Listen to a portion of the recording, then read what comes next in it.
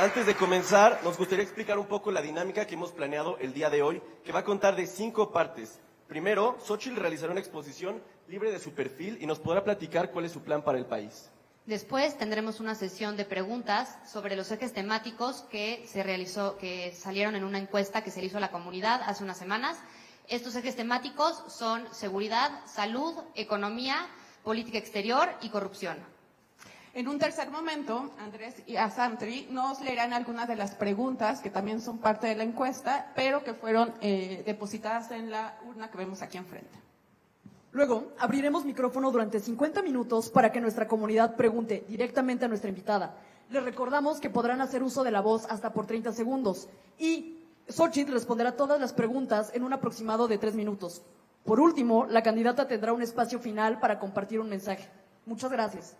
Queremos recordarles a todas las personas que nos acompañan que por respeto a su tiempo y al de nuestra invitada, nosotros sí tenemos temporizadores que funcionan y para cada intervención, por lo que les pedimos que por favor concluyan su participación al terminar el tiempo asignado.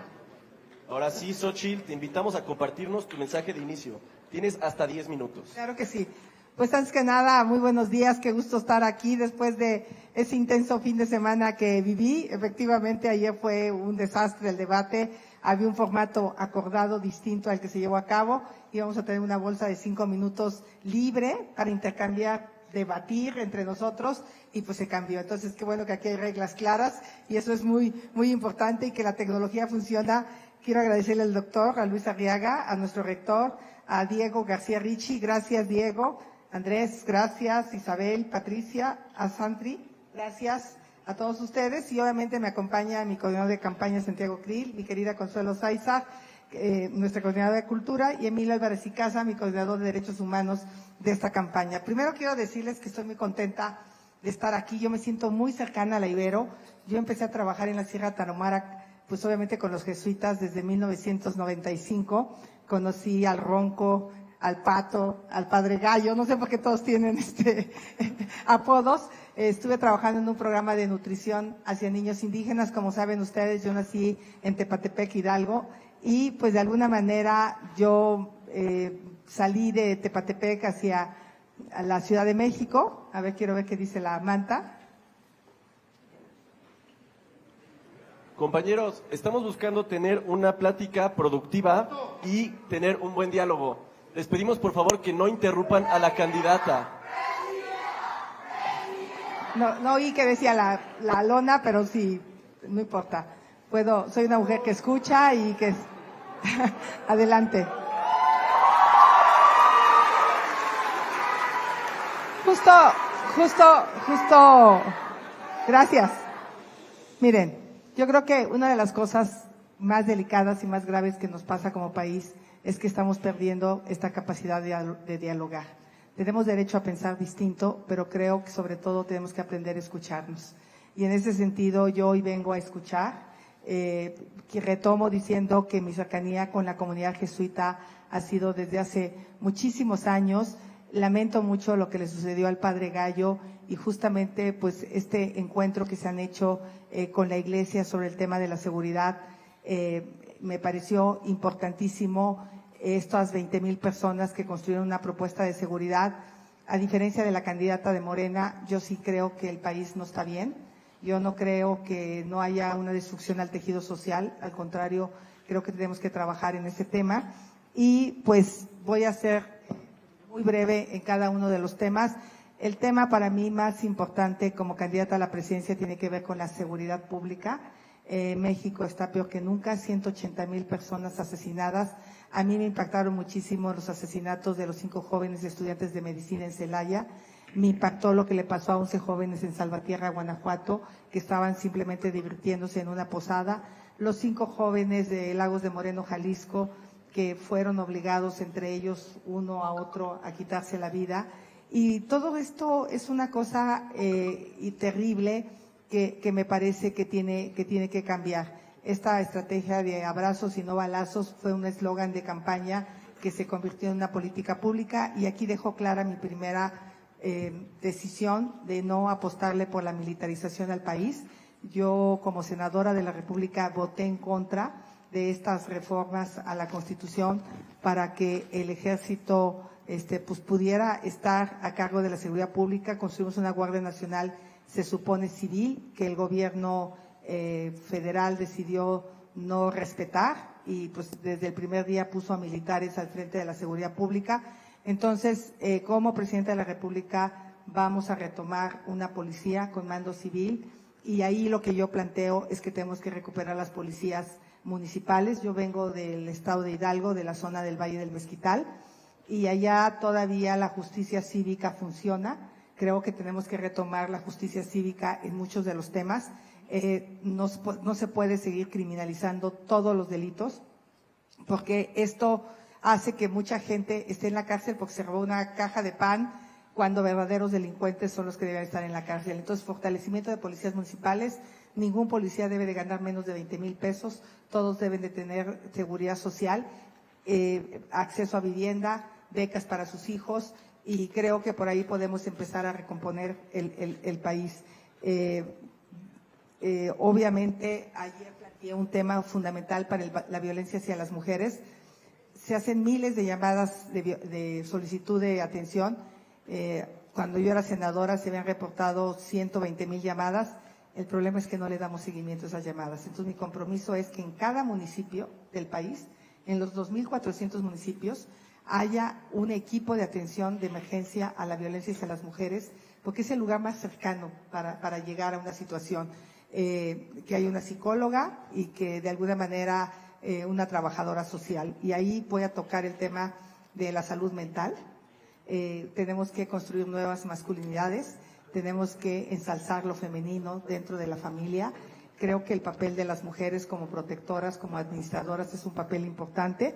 Obviamente el tema de la salud, estoy planteando la tarjeta Mi Salud. Se dice fácil que pues el gobierno funciona, pero todos sabemos que no hay medicinas, no hay cirugías, no hay tratamientos médicos, y en una primera etapa en lo que reconstruimos el sistema de salud, tú podrás ir a un hospital público o privado y acceder a servicios de salud y el gobierno los va a cubrir en lo que reconstruimos, porque no podemos seguir dejando a las personas sin salud. Hablé de blockchain, que es un mecanismo muy interesante para tener pues sobre todo la transparencia y evitar la corrupción. La tarjeta Mi Salud pues tendrá tu expediente clínico, tendrá información muy importante para que te atienda. Respecto al medio ambiente, pues obviamente estoy convencida que hay que dejar la adicción a los combustibles fósiles. Yo soy en general ciclista, me movía el 90% de mis viajes por la ciudad en bicicleta, y los combustibles fósiles están matando al planeta. Por lo tanto, aceleraría la transición energética. El tema del agua, soy una ingeniera que le entiende muchísimo al tema del agua. Agua hay que poner una cabeza que le entienda el ciclo del agua, hay que capturarla, hay que tratarla, hay que reusarla, hay que reparar fugas, pero sobre todo la solución está en la tecnificación del campo y en el tratamiento del agua. Obviamente, en el tema de corrupción, yo se los puedo decir sinceramente, sí soy empresaria, tengo 32 años de ser empresaria. Ser empresario no es un delito, lo que es un delito es robar, y yo les puedo decir claramente y a los ojos que nunca me he robado un centavo, que lo que tengo es producto de mi trabajo. Si la candidata de enfrente a sus 62 años vive en un departamento rentado, es su problema. El que yo vive en una casa…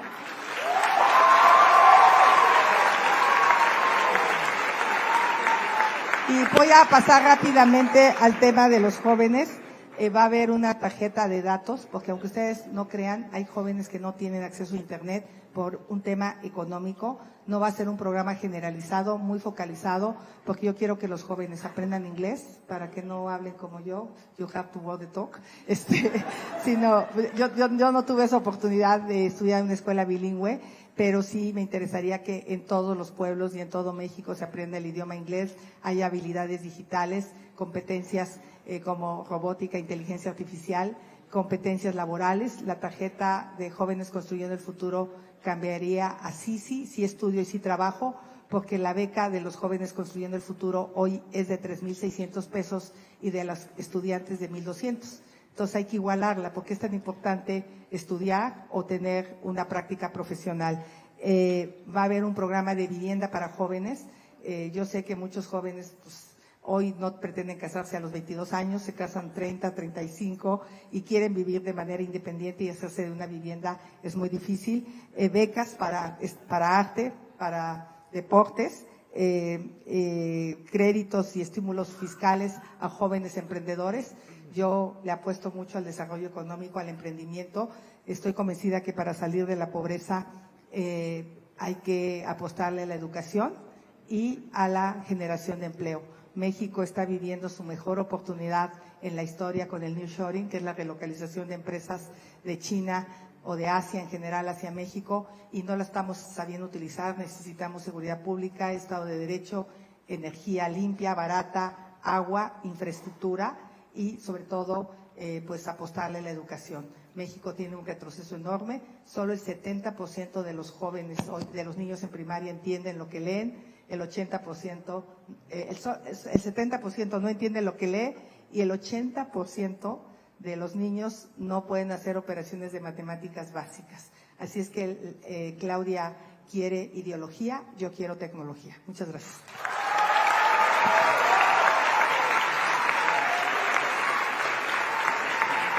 Muchas gracias por tus palabras, Xochitl. Ahora Patricia y yo daremos inicio a la primera sesión de preguntas. Te recordamos que tienes hasta 3 minutos para responder a cada una y vamos a empezar con el eje de educación.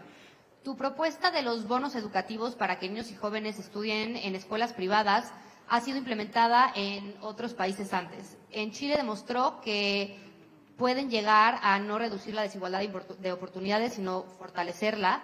Y fortalecer la segregación por origen social. ¿Nos puedes explicar claramente tu propuesta y cómo fortalecerías el sistema público educativo?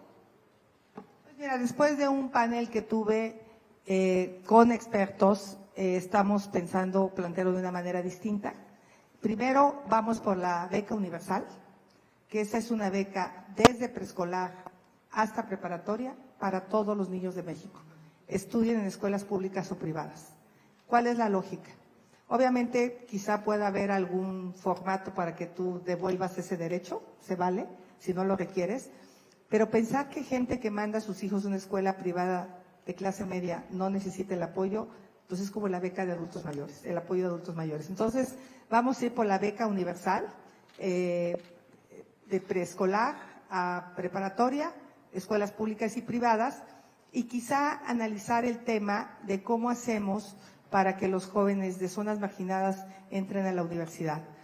Es muy difícil, yo lo viví, pasé de milagro, yo creo, el examen de admisión. Vienes con un nivel académico bajísimo de los pueblos, yo era de 10 en mi pueblo y en el primer semestre saqué 4.2 en matemáticas. Entonces, la verdad es que la posibilidad de salir adelante cuando vienes de una preparatoria marginada es muy poca. Entonces, lo primero que haría yo es una regularización académica, pareja, para todo aquel que quiera. Paralela a tu propuesta. A mi de propuesta, bonos. sí. Y tratar de que los jóvenes entren a la universidad. O sea, lo que necesitamos es, y no sería un bono generalizado, sino muy puntual en caso de que no hubiera cupo en esa región del país, porque hay zonas donde hay muy poca capacidad o muy poca oferta educativa, pues puntualizar muy bien el apoyo que se le debe a un joven para que no quedara fuera de la escuela, en lo que vamos ampliando la cobertura universitaria. Cuando fui comisionada de los pueblos indígenas, creamos 10 universidades interculturales bilingües. Por ejemplo, en Chiapas, en el año 2000, nunca un joven indígena había egresado de la carrera de medicina, nunca. Entonces, obviamente, cuando haces un concurso, pues los más iguales son los que entran y los más desiguales son los que se quedan fuera. Entonces, lo primero que tenemos que es emparejar. En caso de que queden en Chiapas, no sé, 5,000 alumnos que desean estudiar en la universidad y no hay capacidad pública en esa región, la Ciudad de México es distinto, porque aquí hay muchísima oferta educativa, pero esto sería para las zonas rurales, pues ahí analizar puntualmente cada caso y ver la posibilidad de apoyar a un estudiante con un apoyo si está en una escuela privada, pero no sería un apoyo generalizado.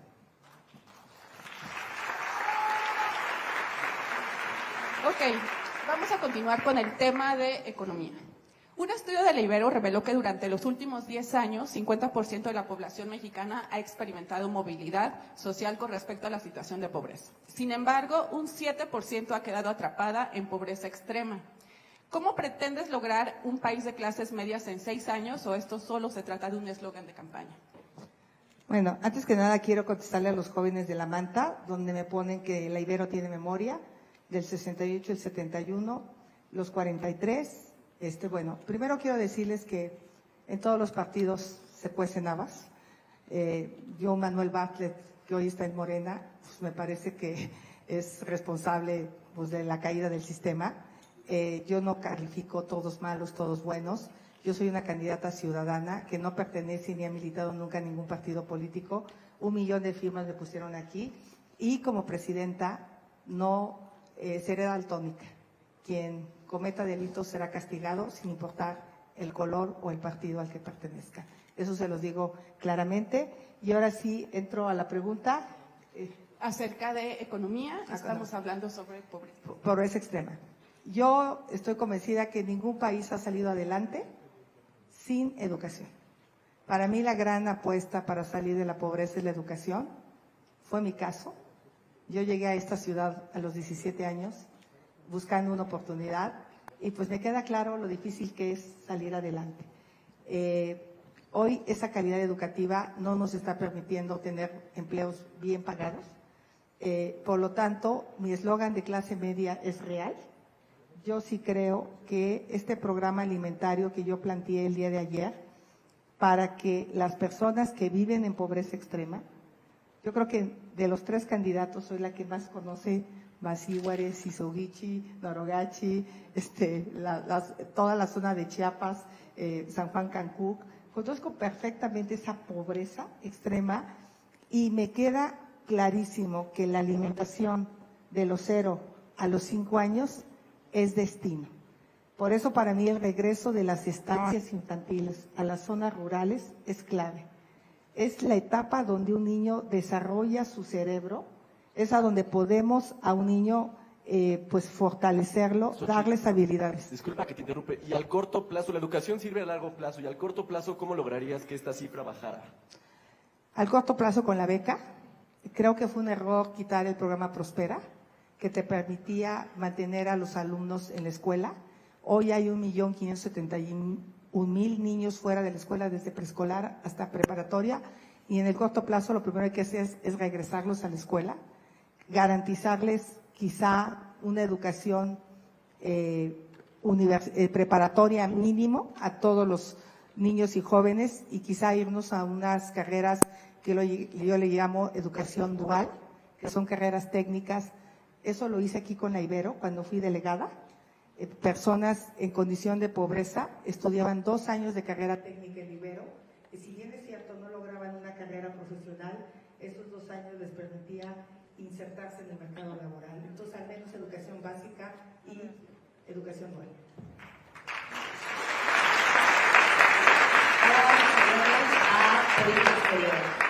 Ante el reciente asalto a la embajada mexicana en Quito, ¿cómo imaginas el papel de México en el mundo y de qué manera vas a fortalecer al servicio exterior mexicano?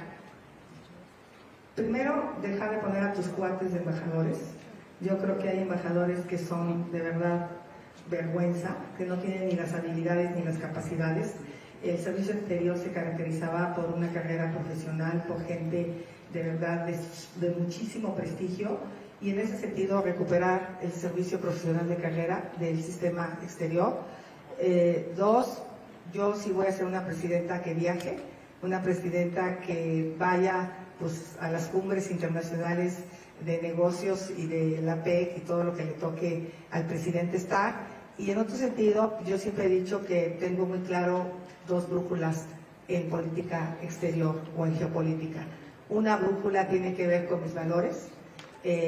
Yo no me voy a relacionar íntimamente, o sea, no voy a invitar a Venezuela al desfile del 15 de septiembre.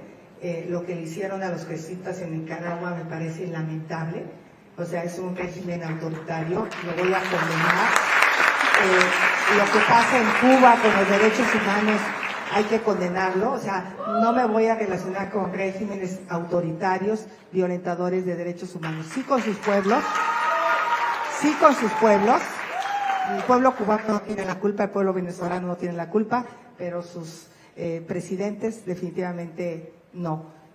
Condeno lo que pasó en Ecuador, más allá de los dimes y diretes que haya habido previamente. A lo mejor no comparto la manera, o sea, las embajadas en mi gobierno no van a ser cueva de delincuentes. Yo no le daría asilo a alguien que está acusado del caso de Brecht, por ejemplo. Yo como presidenta, pues que se someta a la justicia de su país, pues estamos atacando la corrupción. Y en ese sentido, más allá de la decisión que tomó México, es lamentable la violación a nuestra embajada. Y todos los mexicanos, independientemente del color que representemos, lo debemos de condenar. Y sobre el fortalecimiento en específico, acciones concretas al fortalecimiento del Servicio Exterior Mexicano. Yo creo que el Servicio Exterior Mexicano tiene mecanismos muy interesantes de ascenso y yo trataría de que la mayoría de los embajadores fueran del Servicio Exterior Mexicano. Esa sería mi propuesta. Sé que siempre hay la posibilidad de nombrar embajadores políticos, pero serían los menos. Yo trataría de que los embajadores fueran gente capaz y que toda esa gente que ha hecho carrera en el Servicio Exterior Mexicano pues tenga la posibilidad de ser embajadora o embajador. Yo más que buscar embajadores de afuera, buscaría embajadores de adentro del Servicio Exterior Mexicano, tratarlos con dignidad. Yo sé que estos recortes económicos en muchas ocasiones les ha ido muy mal a las personas del Servicio Exterior. Gracias. Ahora tenemos una pregunta sobre salud. Ya nos adelantabas, entre tus propuestas está la tarjeta Mi Salud, pero también hemos escuchado que propones un sistema de salud público basado en consultas médicas a distancia y la digitalización de expedientes médicos y recetas. ¿Cómo será esto posible si en México 26 millones de personas no tienen acceso a Internet? Bueno, pues ese es el gran tema. Vieron lo que pasó en Ucrania con los satélites de banda baja. Prácticamente hoy el Internet podría llegar a cualquier parte del mundo, pero hay que hacer uso de la tecnología. Yo creo que hemos insistido mucho en subsidiar fierros, en poner hardware, y yo soy más de subsidiar el consumo. Por eso, cuando la iniciativa privada sepa que los jóvenes tienen una tarjeta de datos, ellos van a poner infraestructura pues, para que consuman sus datos. Yo voy a tratar de subsidiar a los jóvenes de escasos recursos para que tengan datos, obviamente en convenio con las empresas para que haya cobertura, pero dejarle al sector privado la cobertura. Ha sido un fracaso. Este gobierno ha invertido 100,000 millones de pesos en hardware a través de CFE para tratar de llevar Internet y no se ha logrado. Entonces, la idea más bien es dar datos y quizá Starlink o otra tecnología que el señor Slim quiera poner, pero hay que llegar al punto más remoto, porque no solo el tener el Internet te va a llevar la telemedicina. Yo me impresiono cómo hoy con un pequeño ultrasonido puedes estar en la montaña de Guerrero con una enfermera, se conecta a Internet, lo manda a un centro radiológico y puedes saber si viene mal el parto o no, y ahí puedes trasladar a la mujer a un hospital cercano para que tenga un parto en mejores condiciones. Y yo sí creo que con el uso de la tecnología, sobre todo el tema de salud mental, para mí va a ser clave. Perdón, Xóchitl, ayer dijiste que estas propuestas son en lo que recuperamos el sistema de salud público. ¿Qué es para ti recuperar el sistema de salud público más allá de consultas médicas a distancia, digitalización de expedientes médicos y recetas y el que las personas puedan atenderse en prácticamente todos los hospitales y clínicas del país? Hay 240,000 millones de pesos que este gobierno desvió del sector salud. Por eso los hospitales se caen a pedazos. Vimos lo que pasó en Quintana Roo con el elevador que mató a una niña. No hay dinero para el mantenimiento. Necesitamos equipar los hospitales, necesitamos contratar médicos, necesitamos rehacer el sistema de abasto de medicamentos, y eso sí nos va a llevar un buen rato. Mientras tanto, la gente está yendo al sector privado con sus recursos. La gente hoy está gastando más dinero en salud. Bueno, mientras el gobierno lo resuelve, pues al menos si alguien se enferma y llega a un hospital privado, el gobierno cubra ese gasto. Solo sobre esto último, para tenerlo claro. En esta relación entre el sistema de salud público y privado, ¿cómo convencerías al sector privado para participar en este proyecto? Pues finalmente yo creo que para ellos puede ser atractivo, lo hicieron durante la pandemia de COVID y lo hicieron muy bien. Esa experiencia la podemos retomar. Yo creo que el Seguro Social pagaba mucho más barata las cirugías a como el Seguro Social, si analizamos su presupuesto y cuántas da, te aseguro que es fácil al doble el costo de una cirugía en el Seguro Social. Precios competitivos. Gracias, Xochitl. Ahora seguiremos con impunidad.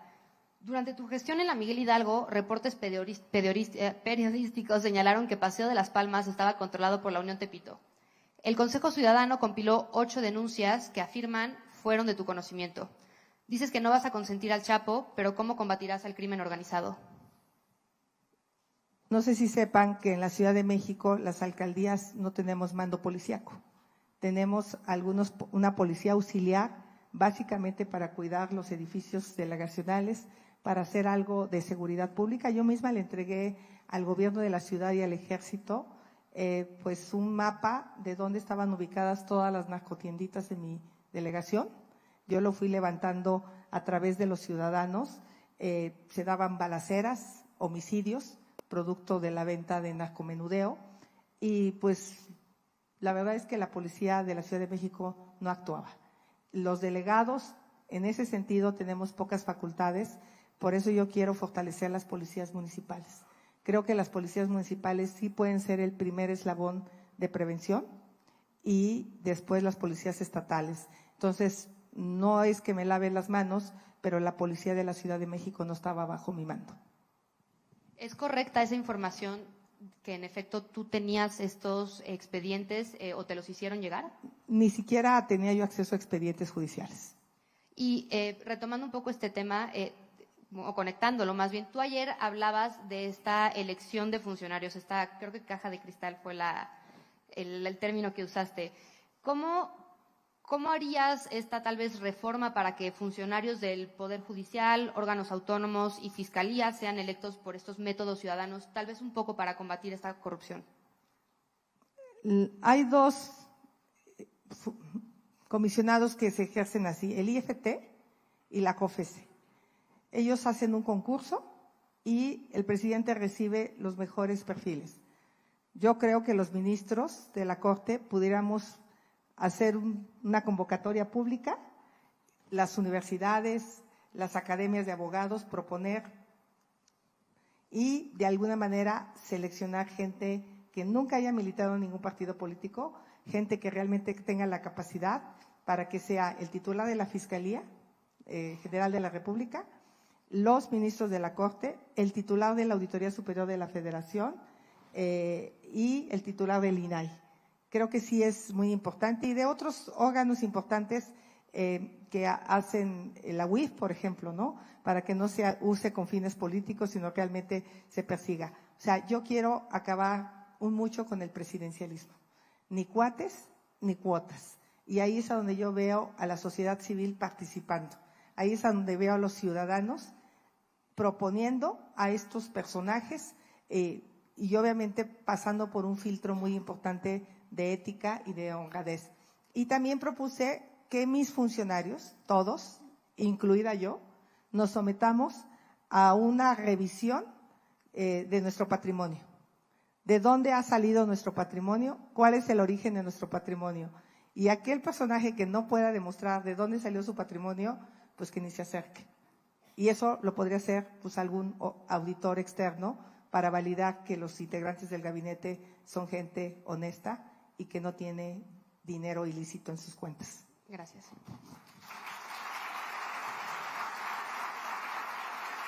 Vamos a terminar con una pregunta sobre seguridad. Desde 2006, fecha en que fue declarada la guerra contra el narcotráfico, ha habido 111,000 personas que han sido reportadas como desaparecidas. Esta crisis rebasa la capacidad y recursos del Estado para reconocer los cuerpos y brindar justicias a las familias. ¿Cuál sería tu estrategia para atender esta crisis?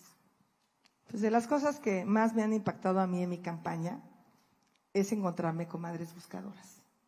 Me las he encontrado en Sonora, en Chihuahua, en Tijuana. Ayer estuvo Ceci Flores conmigo y la verdad de las cosas es que es una cosa impresionante.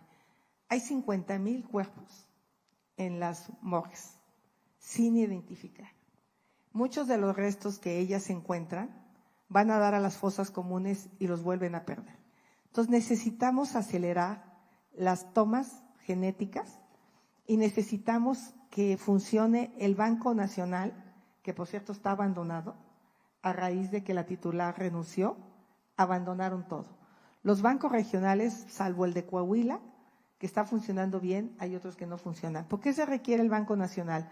Porque en el Nacional estarían las pruebas de todos los mexicanos que tienen un familiar desaparecido, para que se pueda contrastar con lo que encuentran en Coahuila, con lo que encuentran en Chiapas. O sea, hay que fortalecer los centros de identificación genética regionales, articularlos con el Centro Nacional y de esa manera estos 50,000 cadáveres que ya están, pues que sean identificados y que sean entregados a sus familias.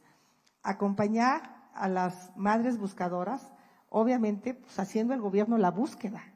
Vimos a Ceci afuera de Palacio Nacional ofreciéndole una pala del poder al presidente y pues obviamente ni le abrió la puerta de Palacio Nacional.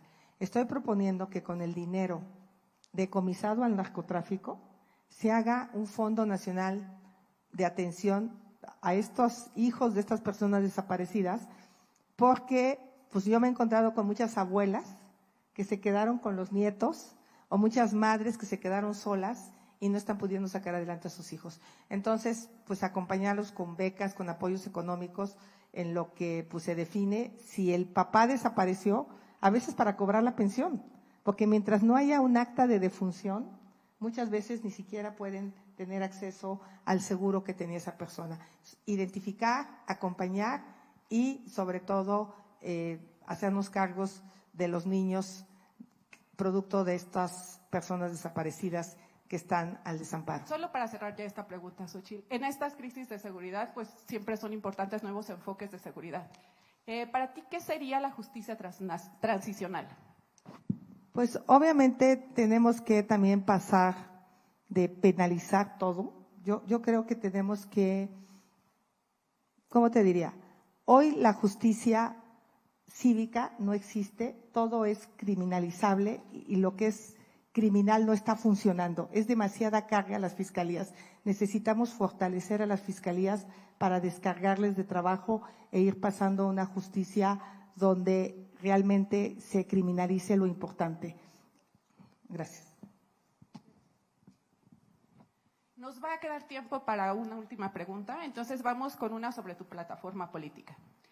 Dices que la corrupción se nota y que se deben perseguir de oficio casos evidentes de enriquecimiento ilícito. Personajes de la alianza con la que estás contendiendo tienen acusaciones públicas de corrupción. ¿Qué podemos esperar de su participación en tu gobierno? ¿Vas a condonar sus prácticas corruptas? No, yo diría que este gobierno está obligado a investigar cualquier caso de corrupción. Qué fácil es decir que fulano de tal es corrupto. Yo he presentado 33 denuncias por la Casa Gris, he presentado denuncia por las casas de Bartlett, por el tema de los hijos del presidente, he presentado las denuncias. Creo que lo primero que tenemos que hacer es presentar las denuncias y que la Fiscalía investigue. Si alguno de los integrantes de esta alianza tiene algún acto de corrupción, el actual gobierno está obligado a denunciarlo. Pero pareciera que todo se queda en dimes y diretes. Fulano de tal es corrupto, no se denuncia, no se investiga. ¿Por qué este gobierno no ha castigado a los de las guarderías que dijo que robaban? ¿Por qué no tiene a nadie en la cárcel que haya desviado dinero del Seguro Popular? ¿Por qué no tiene a nadie del aeropuerto de la ICM que supuestamente hizo actos de corrupción? Había corrupción, cancelaron los proyectos por corrupción y yo no veo a nadie en la cárcel. Pero Xóchitl, ¿por qué esperarte hasta cuando llegaras a la presidencia y no hablar de ahorita cuando colaboradores tuyos están implicados y han estado implicados en esos casos, como por ejemplo el caso Moreira o Francisco Cienfuegos en Nuevo León? Digo, tú misma lo dijiste ayer y eso es correcto, que en el Senado presentaste esta denuncia de colaboradores del PAN en el Senado que se vieron metiendo fajos de billetes en bolsas de plástico.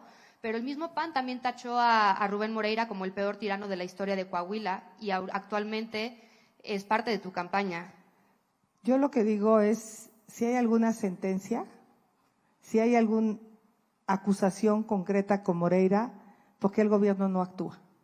O sea, si hay algo, o sea, ¿qué le impide al gobierno federal actuar con alguien que esté participando conmigo? Pero tú actuaste como senadora con Yo miembros del PAN. Yo actué denunciando, pero yo no soy fiscalía. Si este gobierno tiene indicios de que alguien ha cometido actos de corrupción, yo digo que lo investigue y lo castigue. Trátese de quien se trate. Yo no voy a meter las manos.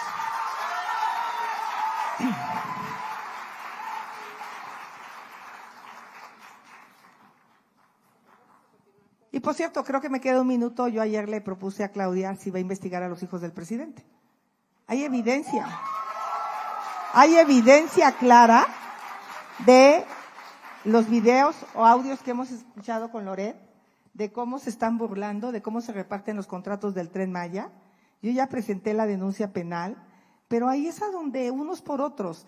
Y además, en cuanto se cambia, por ejemplo, el exgobernador de Hidalgo, Omar Fayad, que también está acusado de actos de corrupción en Hidalgo con la estafa siniestra, en cuanto se fue a Morena, o Murat, que estaba acusado por 5,000 millones de pesos en el Infonavit, en cuanto se va a Morena, se perdonan. Entonces creo que pareciera que solo persiguen mientras se los jalan a Morena. Yo eso sí no lo voy a hacer. Yo creo que la corrupción, por eso quiero un fiscal autónomo, quiero una auditoría superior de la Federación Autónoma que tenga la capacidad de investigar y perseguir a cualquier delincuente.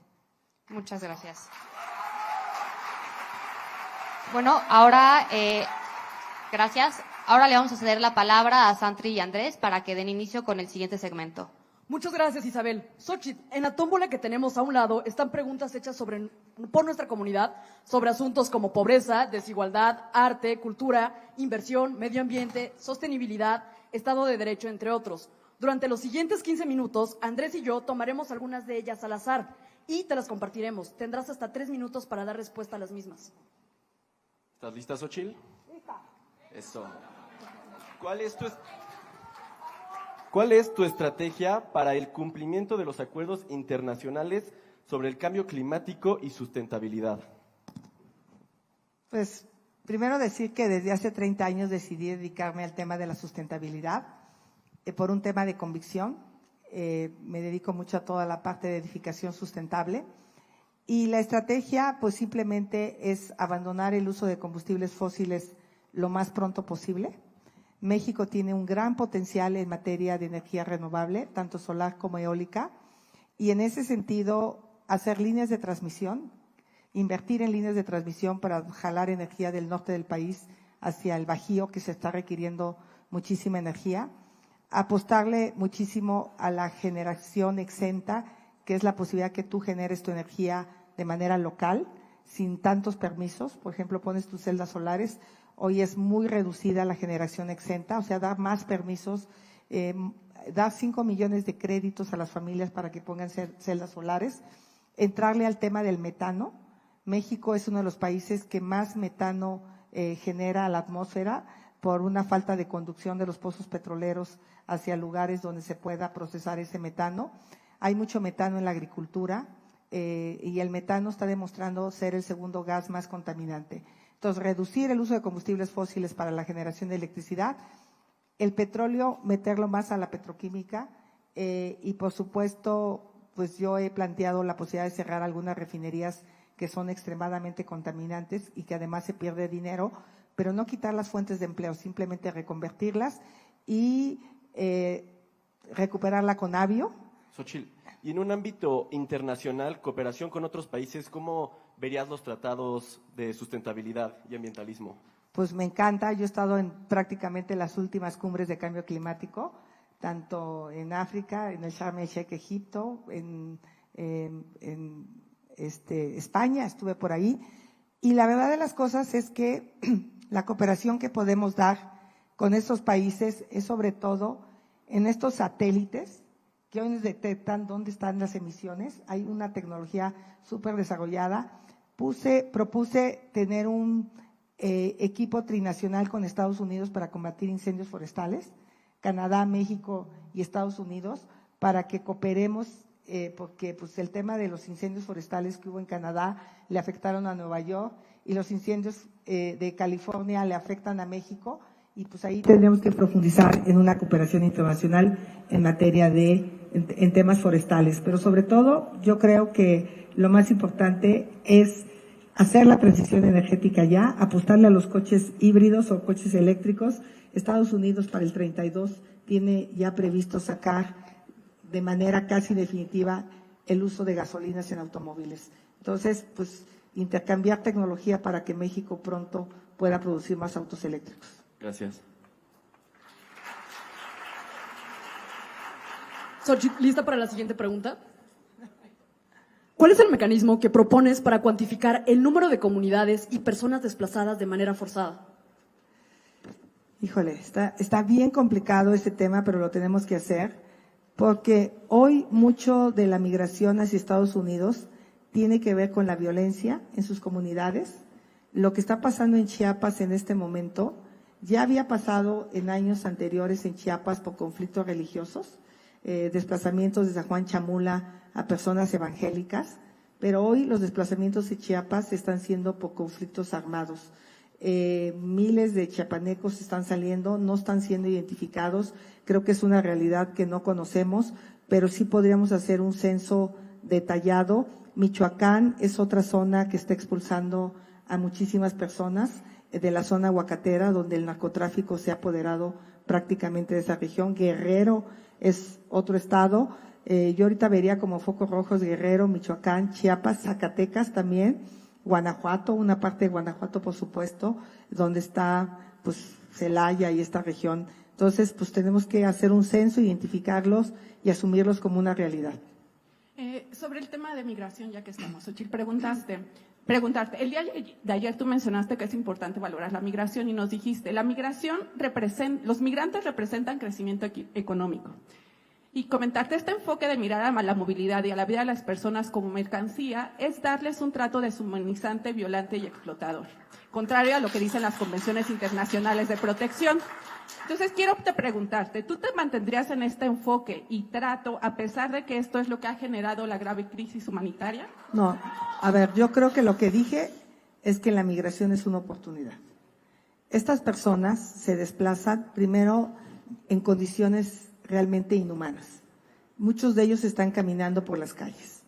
Si van a permanecer en México 1, 2 años esperando su visa humanitaria de Estados Unidos, lo más lógico es que esas personas tengan un trabajo digno. Si esas personas tienen una visa legal en México, pueden conseguir un empleo. Yo no sé por qué veo que pensar en darle empleo a una persona sea algo indigno, cuando a mí me parece que lo más indigno es que estén en la calle, que estén en condiciones realmente lamentables, que mueran quemados en una estación migratoria. Y en México hay falta de mano de obra. Si pudiéramos hacer un programa de capacitación, de certificación, quizá muchos de ellos decidieran quedarse en México y hacer una vida en México. Yo, más que pensar en verlos como mercancía, los veo como personas que buscan una oportunidad y que el trabajo a mí me parece que es algo digno.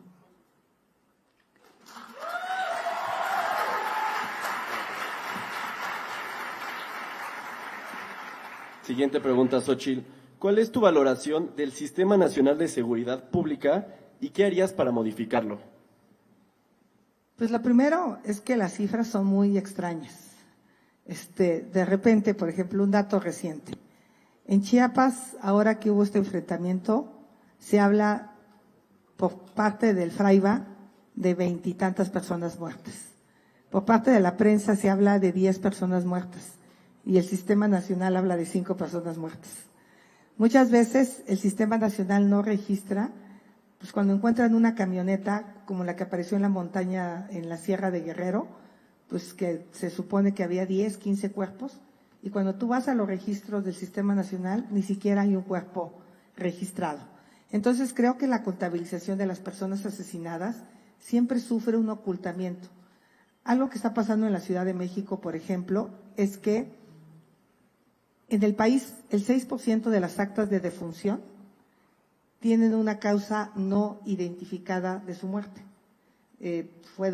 Asesinatos, ¿no? No se identifica por qué. En la Ciudad de México es el 35%. Entonces pareciera que hay toda una estrategia de esconder, con tal de bajar los delitos, de esconder los homicidios. Entonces creo que tenemos que dejarnos de hacer tontos, asumir la realidad por dolorosa que sea, y algo que yo me he comprometido con los mexicanos es a decirles siempre la verdad. Si las cosas están mal, decirles qué tan mal están para a partir de ahí empezarlas a mejorar. Hoy hay un ocultamiento de cifras. Entonces, primero, cifras claras, que haya consejos ciudadanos manejando estos espacios, que no sean políticos, y eso sucede, por ejemplo, en La Laguna, en Coahuila, donde la sociedad civil lo hace. Y más que para tomar en cuenta los datos, ¿qué harías para prevenir que sucediera esto en el primer lugar? Como el primer lugar. O sea, hablas de que hay gente que está desaparecida, ¿no? Y no se está tomando bien en cuenta los datos. Uh-huh. ¿Qué técnicas podrías o qué medidas podrías tomar para que esto no sucediera con la fuerza policíaca, por ejemplo? Pues la participación de la sociedad civil me parece que es clave. Las universidades, los centros de investigación tendrían que estar más involucrados, porque el político pues siempre va a tratar de decirle a su jefe que las cosas van bien, que la incidencia delictiva va a la baja. Yo creo que ahí sí los consejos ciudadanos deberían de ser los que manejen la estadística y no tanto el gobierno. Gracias.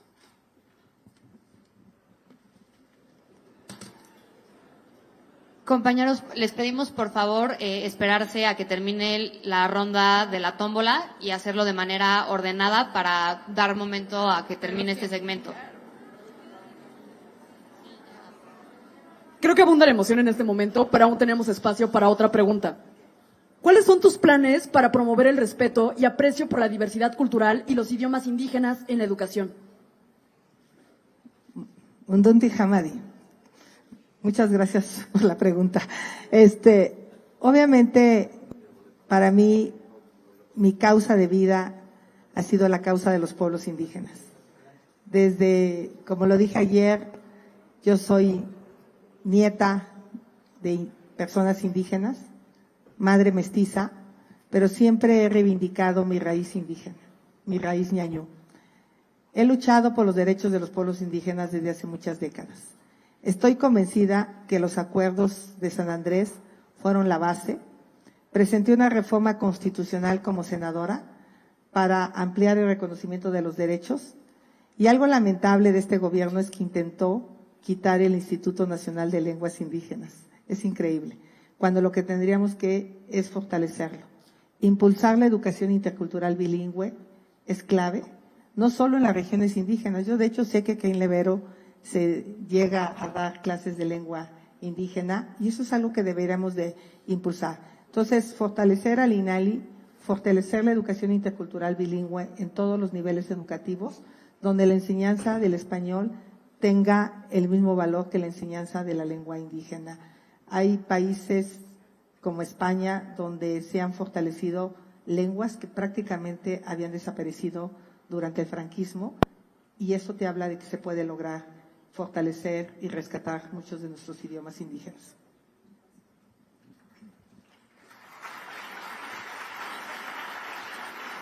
Muchas gracias, Xochitl.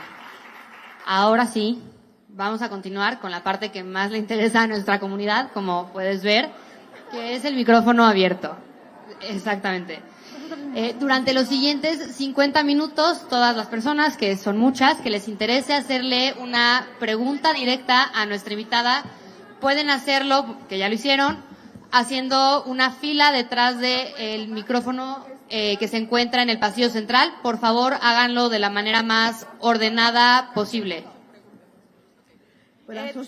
Les recordamos las instrucciones, tendrán solo 30 segundos para plantear su pregunta, por los que les pedimos que vayan pensándola antes de tomar su turno.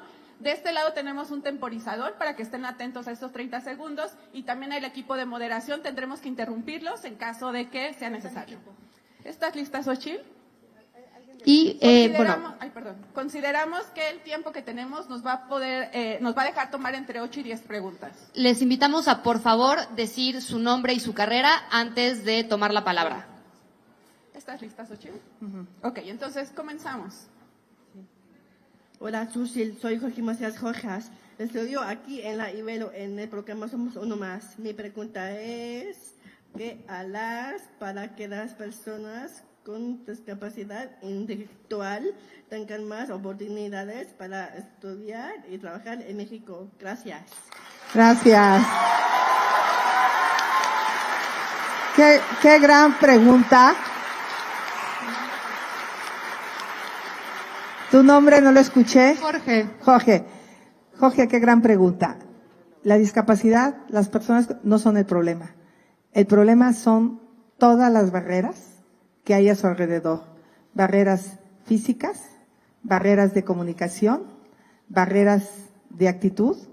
Y lo que yo me comprometo es a trabajar en quitar esas barreras para que las personas que sufren alguna discapacidad puedan tener una plena inclusión en la educación, en la salud y en el empleo. El día que una persona con discapacidad tenga un empleo igual, del mismo valor que cualquier persona que no sufre discapacidad, habemos logrado la plena inclusión. Tenemos que fortalecer los CAMS. Me preocupa mucho la poca atención que hay para las personas con autismo, la poca atención que hay para personas sordas.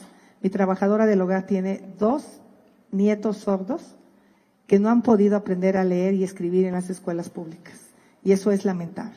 La calidad de la educación para personas con discapacidad es muy deficiente, la vamos a fortalecer, porque para mí lo ideal sería pues simplemente que pudieran tener una plena inclusión en todos los espacios de su vida, en los espacios públicos, en la escuela, en el trabajo.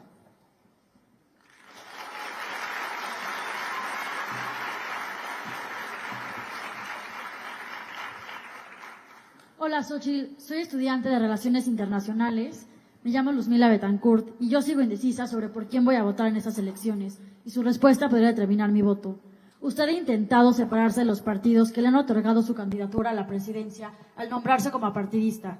Si no está dispuesta a vincularse abiertamente con un partido o una ideología en particular, ¿qué tanto podemos esperar que la coalición siga funcionando una vez concluida la elección? ¿Realmente nos puede asegurar que en caso de ser electa presidente de México, el país no se va a enfrentar a una parálisis política como por favor, sucedió en ve el concluyendo sexenio tu pregunta. de Vicente Fox? Bueno, yo lo que creo simplemente es, el trabajo en el Congreso tiene que ser un trabajo de convencimiento. Todas mis reformas, todas las leyes que logré como senadora fueron por unanimidad. Estoy convencida que si trabajamos en equipo, yo, a diferencia del presidente actual, sí hablaría con los diputados y los senadores de Morena como presidenta. No los ignoraría. Yo no veo que ellos no quisieran construir una propuesta cultural que retome pues un montón de las cosas que se han abandonado en salud, en educación. Entonces, yo sí creo que el Congreso tendría una dinámica distinta, porque en lugar de apostarle a la división, yo le apostaría a sumar. Y el hecho de no tener un partido político, que ha sido algo claro durante mi vida, y decirlo públicamente, no me impide poder trabajar con todos los partidos políticos. Al contrario, creo que dentro de la misma alianza no hay el temor de que yo mañana me haga priista o panista o perredista y trate desde el poder beneficiar a un partido. Mi idea sería trabajar con todos los mexicanos sin división. Muchas gracias, candidata.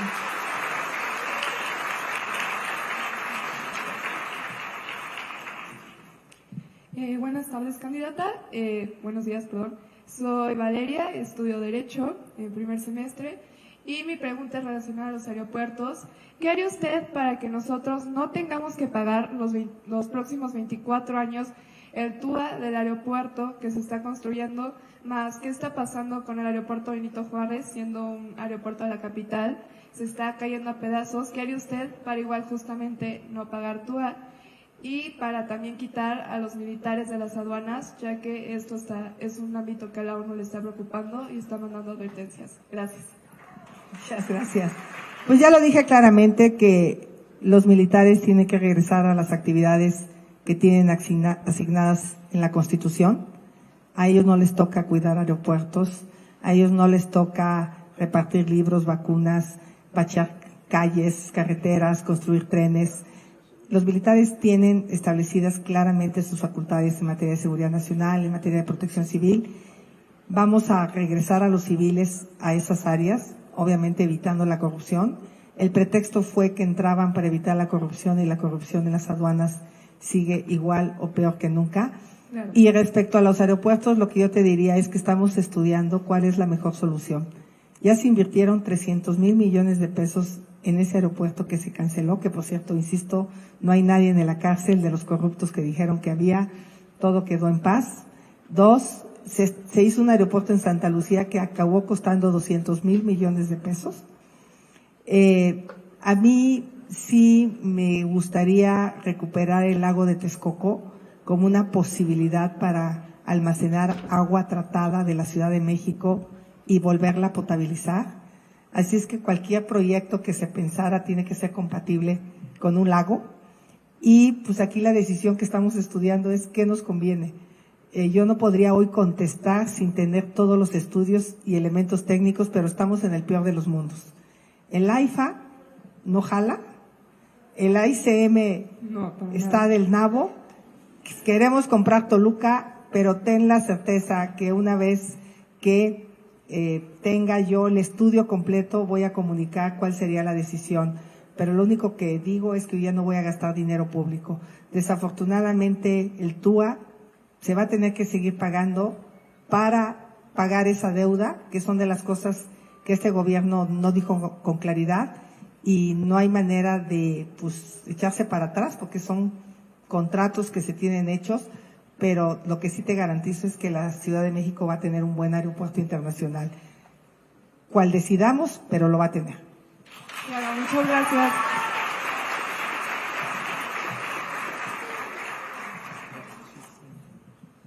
Buenos días, candidata. Mi nombre es Guillermo Márquez, estudio Derecho, estoy en cuarto semestre. Bueno, usted menciona que se acabaron los abrazos a los delincuentes, que toda la empatía y fuerza del Estado va a atender a las mandas de los juicios. Sin embargo, estamos viendo uno de los procesos electorales más violentos de nuestra historia. Y pues como ejemplo de la violencia extrema que estamos viendo en el país está Guanajuato, que ha sido gobernado 32 años por el partido que usted milita, el PAN. Con esto mencionado, ¿cuál cree que sea la razón por la cual la ciudadanía tengamos que sufrir los efectos secundarios que esté generando pues la contienda electoral? Guillermo, por favor, ve concluyendo la pregunta. ¿Cómo podría asegurar que no ha habido una guerra sucia de su parte? Porque pues va abajo de las encuestas, ¿no? Pues con el afán de... Guillermo, reitero, ¿podemos ir concluyendo la pregunta por respeto al tiempo de la demás comunidad? Esa es mi pregunta. Bueno, primero, ojalá fuera solo Guanajuato el estado donde hay violencia.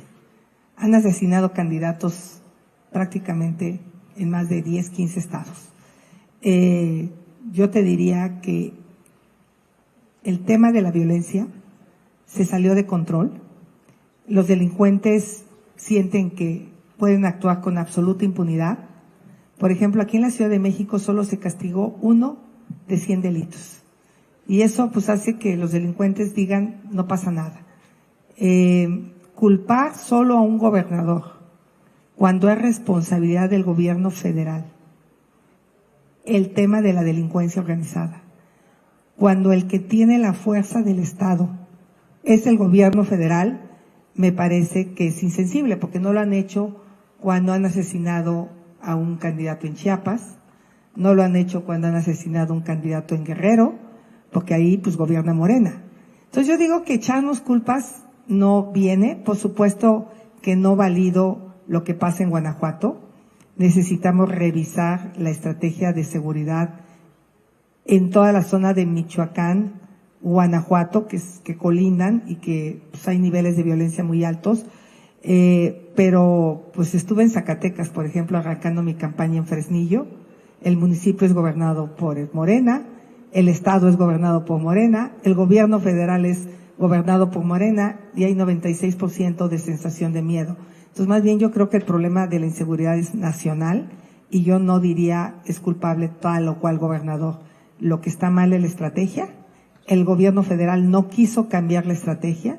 Aquí con el senador Emilio Álvarez y Casa se lo propusimos más de una vez al presidente de la República que la estrategia estaba mal.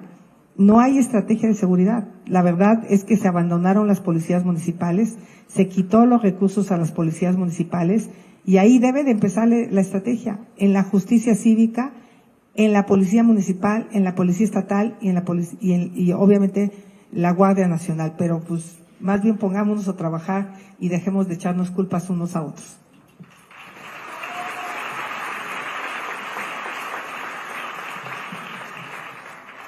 Hola, muy buenos días, candidata. Mi nombre es Isaac, soy de la carrera de comunicación y me encuentro en mi primer semestre. Mi pregunta es, usted como simpatizante y siendo el PAN su partido, el cual usted representa, el día 22 de marzo del presente año en la Cámara de Diputados, la mayoría del Partido de Acción Nacional se mostraron en contra de toda la comunidad LGBTIQ+, en respecto a votar en contra de la propuesta de la ley que busca prohibir las terapias de conversión, mejor conocidas como ECOSIG. ¿Cómo respondería a eso? Ya que Taboada, cuando estuvo aquí, se le hicieron cuestionamientos de la misma índole. Te pedimos ir concluyendo tu pregunta, por favor. Sobre la comunidad, asegurando que él apoyaba e iba a abrir una agenda respecto al tema. ¿Esto cómo los posiciona a ustedes como representantes y defensores del PAN y de su supuesta modernización? Agradecemos que tanto mucho tu pregunta. Por respeto a los demás, pedimos ir concluyendo. Muchas gracias. Listo, Isaac, gracias. Primero aclararte, Isaac, no soy militante de ningún partido. Soy una mujer libre e independiente. A mí nadie me manda. Eso lo digo claramente. En el Senado de la República, el PAN votó en contra y yo voté a favor. Porque soy una mujer de convicciones y mis convicciones no las cambio. Yo estoy absolutamente en contra de estas terapias de reconversión. No me parece que respeten los derechos humanos. Supuestamente hay un problema de redacción, ese es el pretexto que daban los senadores para decir es que pueden llevar a la justicia a un psicólogo que por alguna razón atiende una terapia. Efectivamente está redactada, complicada, pero yo decía, nadie lo van a meter a la cárcel por ese tema. O sea, el fondo del asunto es que se prohíban las terapias de reconversión y yo estoy de acuerdo en que se prohíban. Todo mi reconocimiento y mi respeto a la comunidad LGBTIQ+, soy una mujer de libertades y va a respetar las libertades y va a ampliar derechos. Gracias.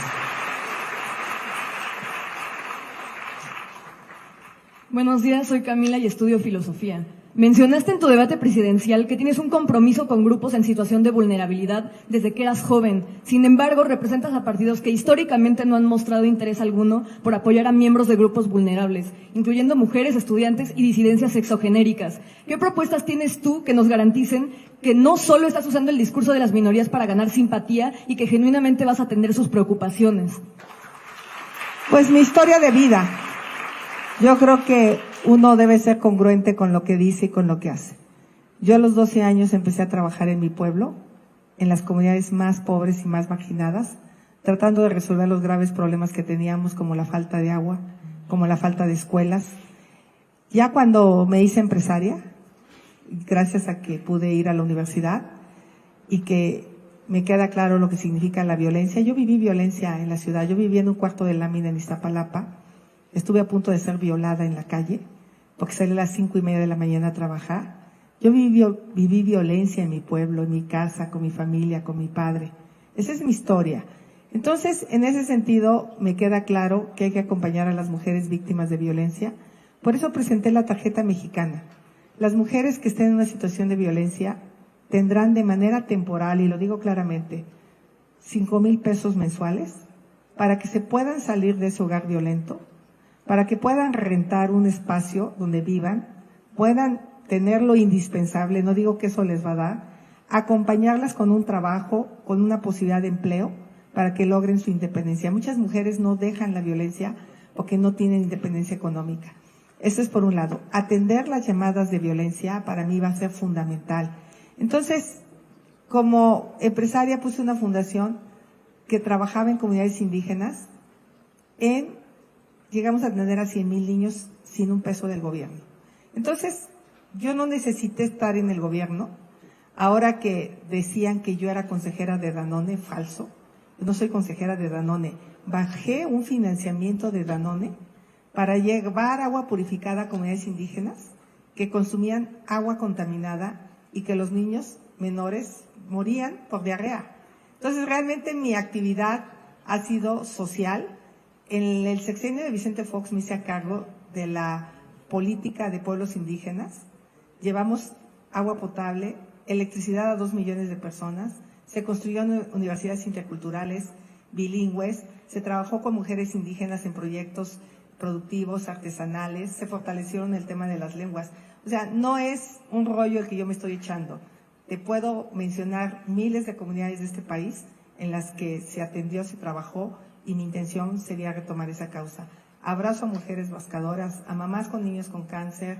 Desde que soy senadora, pues ha sido mi causa. Entonces, no tendría por qué mentir. Gracias.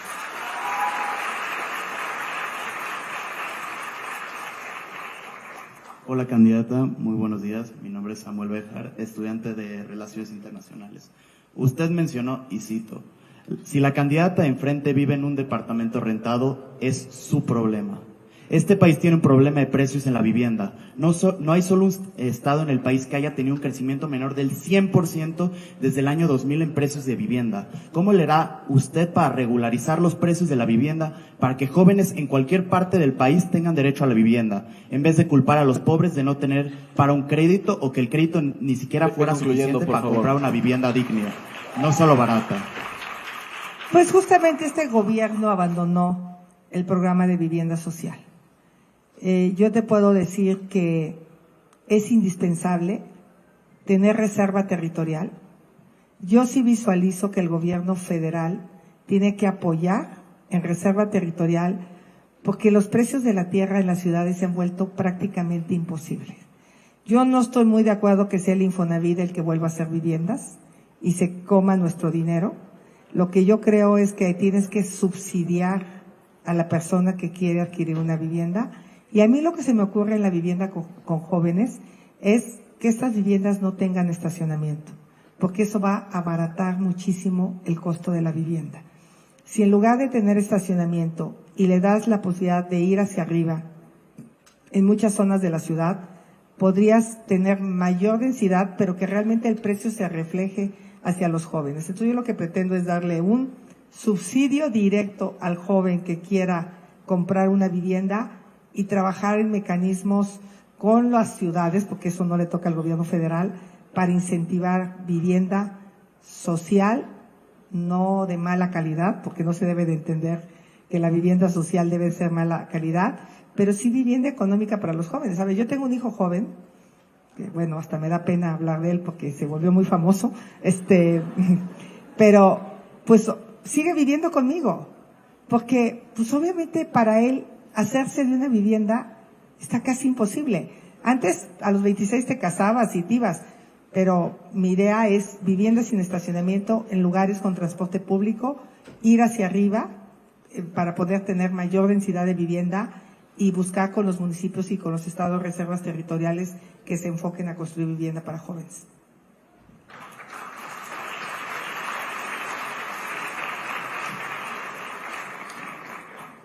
Buenos días, candidata. Mi nombre es Ismael, soy originario de Chiapas y alumno de Derecho. Hace un momento presentábamos... ¿Qué estudias? Derecho. Hace un momento presentábamos la manta porque, como usted dice, creo que hay que ser congruentes con lo que uno dice y con lo que hace. Porque si uno quiere votar por usted, se tiene que votar y tachar al PRI, al PAN o al PRD.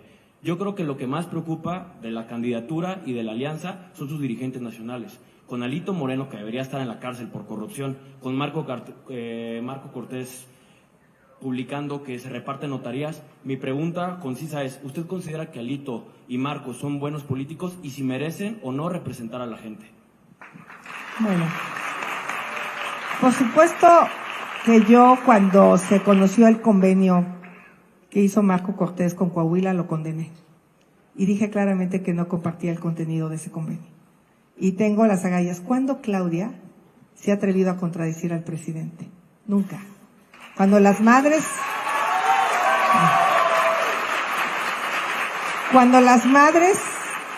mamás de niños con cáncer protestaban afuera de Palacio Nacional, no hizo absolutamente nada. Por eso le dije que era una mujer fría y sin corazón, porque no tiene esa sensibilidad. En mi caso, yo te diría, si hay algún delito que estos personajes de la política, cualquiera que me llames, Porque pues en Morena está Bartlett. ¿A poco tú vas a votar por Morena estando Bartlett adentro? Pues no, ¿verdad? Pero son dirigentes nacionales. No, por eso, pero ¿por qué el gobierno federal, siendo gobierno federal, con todo el poder, no los investiga y los castiga? ¿Por qué? O sea, le toca al presidente de la República investigar y castigar cualquier delito. Porque se puede decir que son delincuentes, pero si no hay una denuncia y si no hay una investigación y no se pone a disposición, pues esa no es mi responsabilidad. Yo solo soy candidata de 3 partidos. Me encantaría que estuviera MC, con todo respeto y cariño para MC y Jalisco y Nuevo León. No fue posible, pero aquí hay 2 opciones. Que siga la corrupción, que estás viendo, que sigan los contratos a los hijos del presidente, que sigan los abrazos a los delincuentes, que siga la falta de medicamentos, o le intentamos con un proyecto ciudadano de una mujer que no milita ni va a militar en ningún partido político, lo digo claramente aquí, y que se va a rodear de los mejores. Yo he dicho claramente, personas honestas, trabajadoras, capaces, que se sometan al escrutinio. Yo puedo ser responsable de los que yo nombre. No puedo ser responsable de los que otros nombraron. Perdón, candidata, no me contestó. ¿Son buenos políticos o no? Y si merece representar. Bueno, esa decisión la tomaron los partidos. Yo no tengo un elemento de los elementos que he tenido. De lo que no comparto, lo he dicho públicamente. No comparto el convenio de Marco Cortés con Coahuila y lo dije públicamente. Entonces, las cosas que no comparto, pues no las digo abiertamente. No me contestó, pero gracias. Hola, candidata, soy Juan Pablo Vázquez, estudiante de la licenciatura en Relaciones Internacionales de 4º semestre. Han venido casi todos los candidatos aquí a presentarse y han hecho muchísimas propuestas, muchísimos apoyos sociales. Ninguno ha sabido responder la pregunta ¿de dónde van a sacar ese dinero? ¿Lo van a hacer al igual que este sexenio, meternos una deuda externa billonaria o de dónde van a sacar ese dinero? Yo sí te voy a contestar. Y finalmente me gustaría hacerle una pequeña sugerencia, que todavía tengo tiempo, es... En los debates nos gustaría escuchar más propuestas, no dama de hielo, no descalificaciones. Eso es el voto joven. Muchas gracias. Primero, a mí me encantaría que hubiera un formato en los debates donde nos dieran chance de presentar propuestas. No nos dieron ni chance de presentarnos. Entraron a preguntas concretas y cuando yo trataba de hacer una propuesta, el moderador me decía, conteste la pregunta. Entonces, ¿en qué momento haces tus propuestas si solo te hacen preguntas? A mí me parece que debería haberse abierto salud y decir cuáles son sus propuestas en salud y luego empezar el debate de salud. Haberse abierto educación, cuáles son sus propuestas de educación y así, cuáles son sus propuestas en corrupción. El tema es que fueron siempre preguntas. Entonces, aquí me dieron chance 10 minutos de hacer un planteamiento de cuál es mi idea global y la hice. Y entonces, en ese sentido, pues ahí no soy responsable del debate. Y se me fue la onda de la pregunta. Ah, sí, justamente, ¿de dónde va a sacar el dinero? Del presupuesto, perdón. Claro. En ese sentido, hay que dejar de gastar el dinero a lo tarugo. ¿Tú crees que haberte gastado 300,000 millones en un aeropuerto está bien?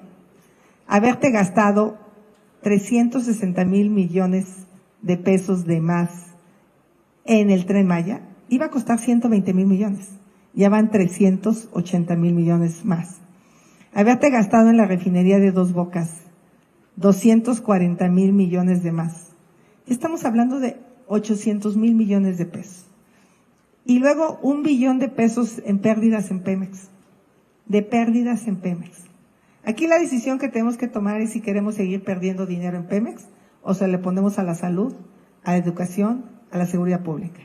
Mi decisión es dejar de perder dinero en Pemex, que haya una participación ética del sector privado en exploración que está previsto en la Constitución, que pague sus impuestos el petróleo y que el dinero público se dedique a la educación pública, a la seguridad pública y a la salud pública, que se dedique a la vivienda para los jóvenes, que se dedique a la salud mental, que los jóvenes la reclaman a gritos.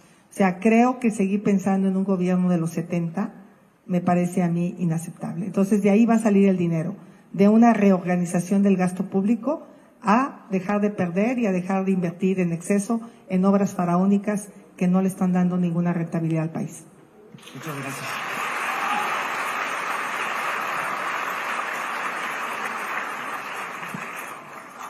Buen día, candidata. Soy Sofía Hernández, estudiante de Ingeniería Química de cuarto semestre, y mi pregunta es, ¿qué acciones realizarás para proteger a las familias con negocios propios del cobro de derecho de piso y de la extorsión por parte de las organizaciones delictivas, para evitar lo que sucedió en Tezcapilla, Estado de México, donde la gente tomó justicia por su propia cuenta?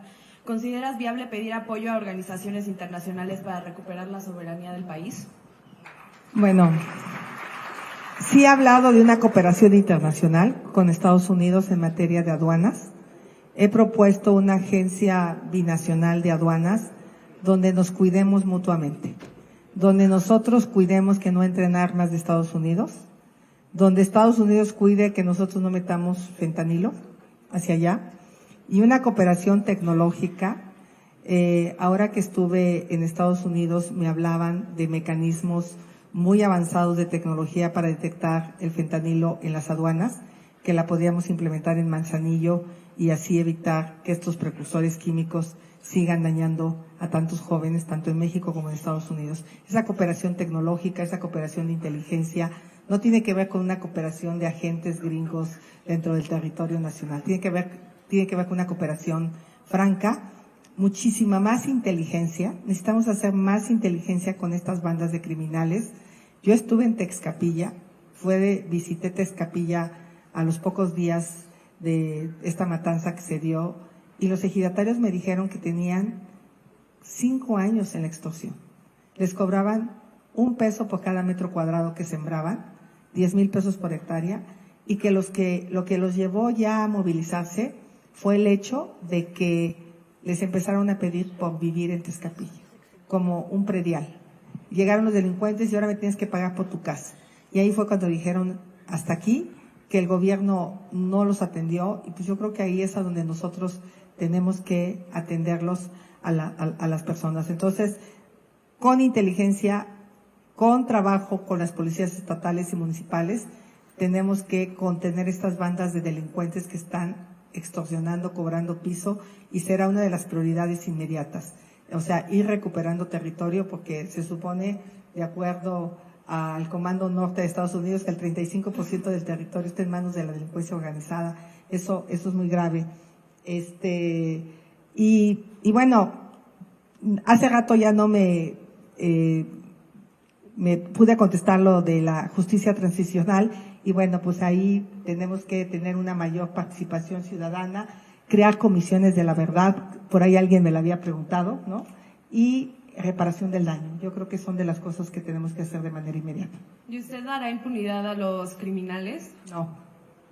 Por eso creo que esto de la cárcel se malentendió, pero sí hay criminales que tendrán que ir a la cárcel.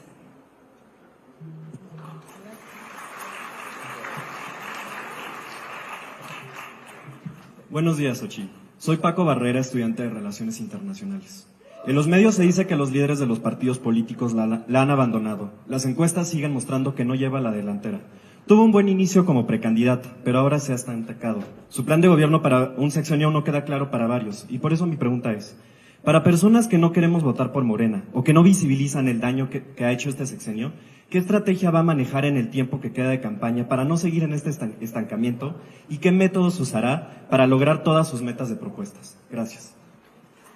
Pues ese es parte del dilema. Si están muy cerca de los partidos, pues ¿por qué están los partidos? Y si están alejaditos, ya la abandonaron. O sea que no les doy gusto de ningún lado o del otro. Los partidos están donde tienen que estar. Hoy tenemos un sistema de partidos políticos. La crisis de los partidos políticos es generalizada. El presidente de Morena, Mario Delgado, está relacionado con delitos de huachicol. Aquí nadie me ha preguntado de eso, pero pues han visto ahí los buques descargando combustibles en el Golfo de México. Se habla de su relación con Carmona, Mario Delgado, el presidente de Morena, y son delitos recientes. Y este gobierno no lo investiga y no lo castiga. Entonces creo que tratar solo de descalificar a una alianza me parece que en este momento no es justo, pero mi estrategia pues va a ser dar la cara, como aquí. A ver, ¿por qué no viene Sheinbaum aquí? Porque ella no aguantaría un debate como este. Ella no aguantaría las preguntas que yo estoy haciendo. Y yo creo que eso de alguna manera se debe de valorar muchísimo. Yo le tengo un enorme respeto y reconocimiento al Ibero en ese sentido. Entonces voy a tratar de ser mucho más clara en las propuestas y no te creas las encuestas. La verdad es que no estamos a la diferencia que dicen que estamos. Ellos sí.